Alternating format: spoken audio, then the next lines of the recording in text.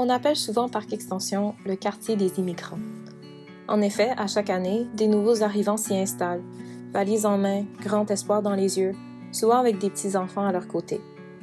Ici, ils retrouvent des traces de leur passé, des épiceries spécialisées, des gens qui partagent leur culture.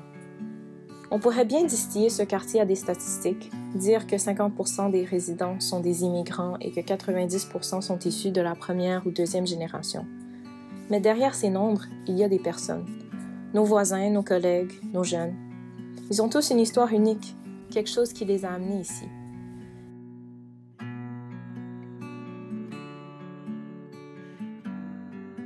Et si une image vaut 1000 mots, une histoire remplace bien des statistiques.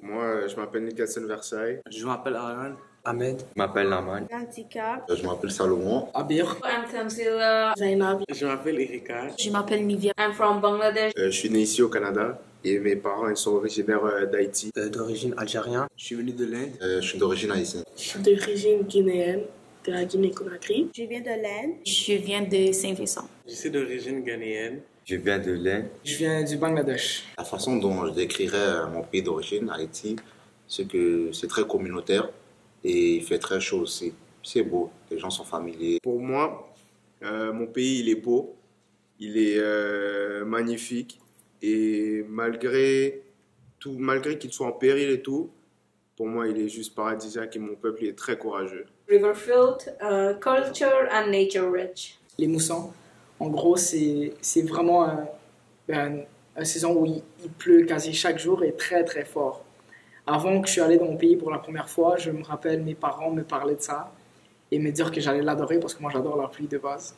Et j'étais pas prêt pour ce que j'allais rencontrer. Il pleuvait chaque jour et c'était vraiment le fun. On est allé dehors dans la pluie chaque jour. On joue dans les ruelles. Dans les ruelles, c'est bon. C'est comme les neighborhoods, là, les voisins. On joue tous ensemble.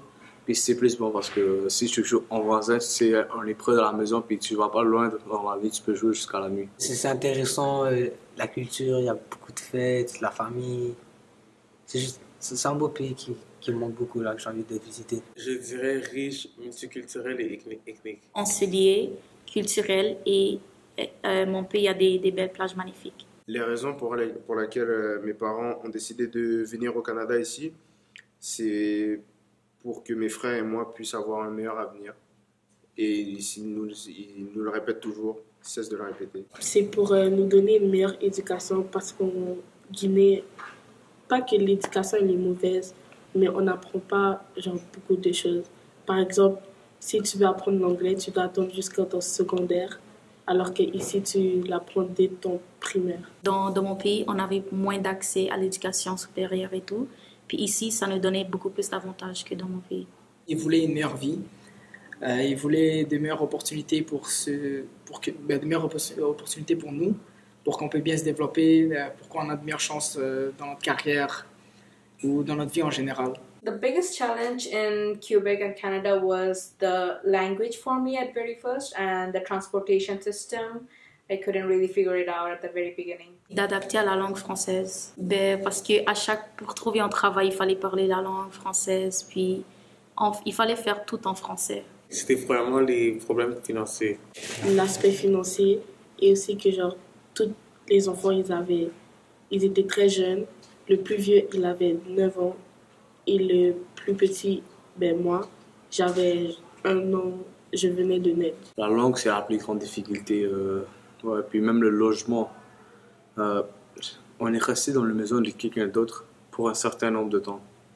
On voulait pas, mais comme on n'a pas le choix, on veut ou veut pas. Elle a dû s'adapter au froid, avoir les vêtements, on n'avait pas justement les bottes et tout ça, et elle est venue en plein hiver. Alors quand ils sont venus ici, c'était très dur pour eux de parler français et communiquer avec les gens de ce quartier-là. On savait rien du tout, que c'est comment on parle, c'est quoi les syllabes et puis tout. Et puis ça nous a pris quand même beaucoup de temps pour trouver une école primaire pour moi et puis ma soeur. Pour garder des traces avec la Guinée, je participe souvent à des fêtes guinéennes. Et parfois, par exemple, à l'école, il y a des journées culturelles. J'y vais et je montre ma culture. Je m'habille en robe culturelle et j'ai mon drapeau avec moi et je montre ma culture aux autres. On mange de la nourriture culturelle, on écoute de la musique venant de mon pays. Et je vais à l'église aussi, de la communauté, que ma communauté a fondée. Oui, on parle le patois à la maison et à l'école en mix avec l'anglais. Chaque année, environ, il y a une place qui s'appelle Vinci Picnic. C'est pour les gens qui viennent de mon pays. Puis des fois, on va là-bas, puis je vois des gens de mon pays aussi. Je sais même pas comment ils sont ici, mais ouais.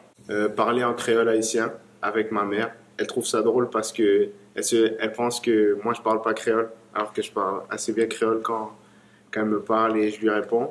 Et aussi parler avec des amis haïtiens. Mais j'aime surtout manger de la bouffe haïtienne qui vient directement du pays. Je parle de ma langue.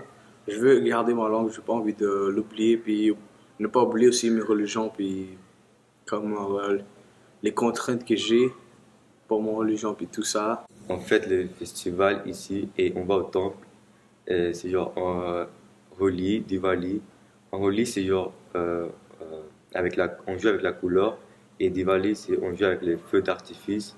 On lance les feux d'artifice, on joue, on écoute la musique. Ma mère nous raconte des chansons ou des coutumes qu'elle fait des fois, ou des légendes qu'il y avait là-bas, des mythes qu'elle me raconte de temps en temps, des fruits ou des plats qu'elle me fait goûter, ou exactement des fêtes qu'elle fait. Comme par exemple le 1er janvier, on a l'habitude de boire de la soupe joumou, donc ici on le fait aussi. Moi je parle en arabe avec mes amis, mon frère. Aussi on fait beaucoup de fêtes religieuses à la mosquée.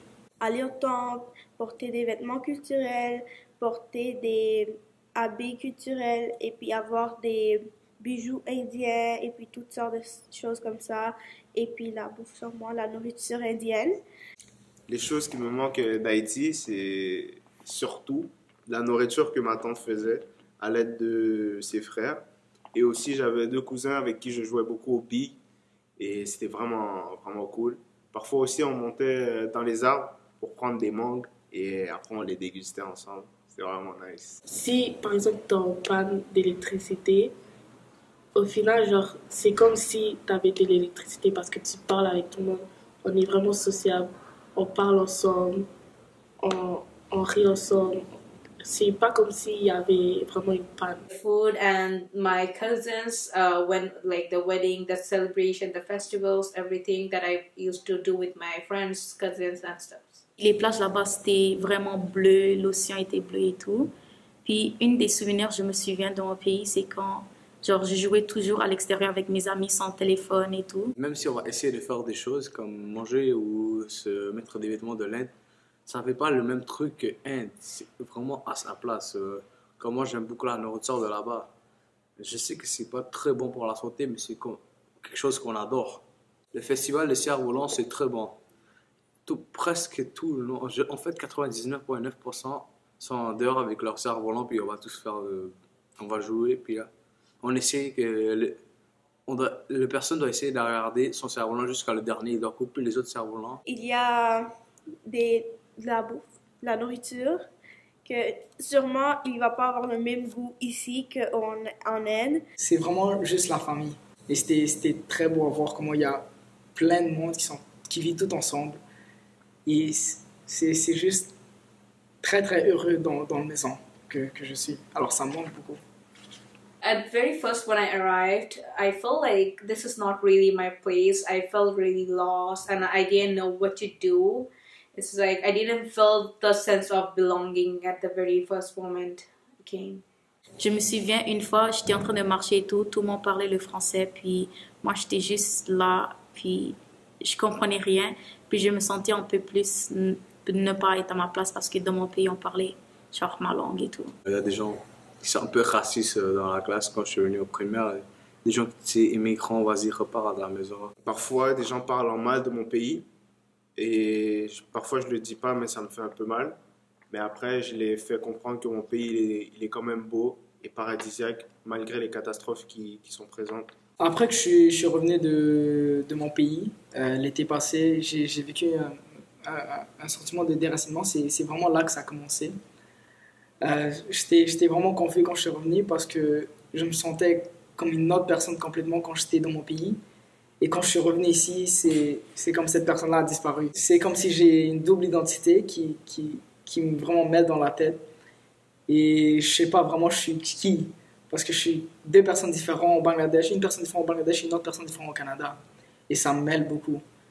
Et récemment, ça arrive quand même plusieurs fois. Un des avantages que j'ai au Canada, c'est l'accès à l'éducation qui est plus facile. La diversité de cultures ici et aussi comment le Canada c'est beaucoup plus riche en termes de finances et les bâtiments, la propreté. Je suis allé dans mon pays récemment et malheureusement c'est très très sale à voir et le comparant avec le Canada c'est comme deux mondes. Dans mon pays, l'accès à l'école supérieure c'était plus cher qu'ici, puis ils t'aidaient pas vraiment à financer l'éducation et tout. Couldn't go outside that much, like without my parents. I had to go, if I wanted to go somewhere, I needed to go with my parents. But in here, I'm able to go outside more lonely, like by myself more. Je sais que le patinage, ma mère, elle savait pas c'était quoi ça. Et quand on y allait avec le pasteur de l'église, il nous emmenait à une sortie de patinage. Ma mère, elle se disait c'est quoi ça et tout. Quand j'ai vu l'hiver au Canada, j'étais vraiment excitée, genre. Première fois de ma vie, j'ai vu beaucoup de neige et toutes les affaires étaient genre en bas de neige, je voyais tout blanc. Et l'excitation allait un petit peu basse parce que quand j'ai touché puis quand j'ai essayé de jouer avec, c'était vraiment genre froid. Et puis mes mains ont gelé, ça je suis comme ah ok, ça il faut pas vraiment toucher longtemps, mais c'est quelque chose de fun de jouer avec et puis de voir. Donc un message pour les futurs immigrants qui viennent au Canada, c'est de ne pas abandonner, même si vous êtes dans la misère, continuez. Et vous allez finir par débloquer. To not be scared to ask for help. It's gonna be taking a bit of time for you guys to get used to everything, but it's gonna be easier time by time. And to not lose the will to start something new and everything, and just ask around your people whenever you're confused or anything. Apprendre le français avant de venir, puis collecter l'argent, pas venir avec moi l'argent, puis peut-être avoir un planning pour la maison, c'est les choses de base à faire. Si vous devez vous préparer pour une chose, je dirais c'est préparez-vous pour l'hiver, parce que c'est pas le fun.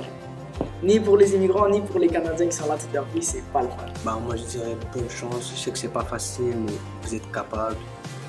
Ici c'est un bon endroit et vous allez bien. Soyez curieux.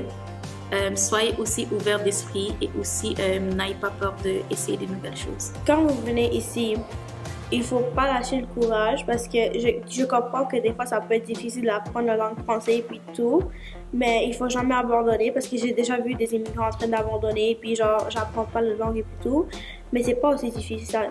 Vous devez juste faire un peu de courage pour apprendre le français et Canada est un pays vraiment généreux. Les gens sont toujours là pour aider certains. C'est sûr qu'il y a toujours exception, mais les gens sont là pour aider. Et partout où vous allez, peu importe votre situation. C'est de ne pas écouter les préjugés et surtout faire connaître votre culture et apprécier l'art, même si tu ne te sens pas à ta place. C'est pas facile, mais ça vaut la peine.